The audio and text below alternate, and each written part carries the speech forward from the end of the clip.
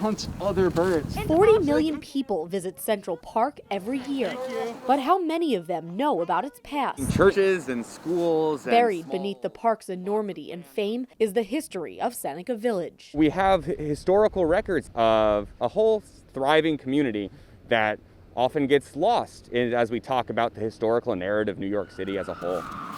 Back when Uptown Manhattan was made up of rural farmlands, an area spanning what we know now as 83rd to 89th Streets was home to a thriving community on the fringe of 19th century society. Seneca Village provided a true opportunity to make a change and to pursue the American dream that was portrayed at that time. Various churches. In 1845, there were 13,000 Black Americans living in New York City.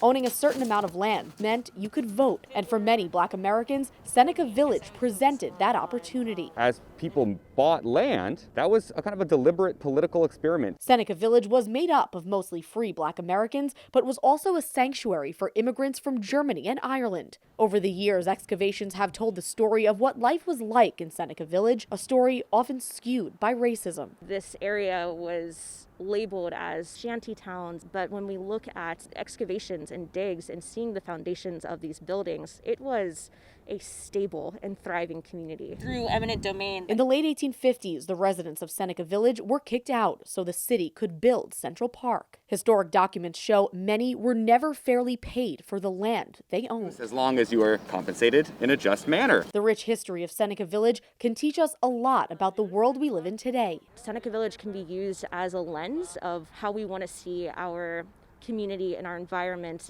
change for the better. Education allows history to be rediscovered, and beneath Central Park, more is waiting to be found. In Manhattan, Jessica Easthope, Currents News.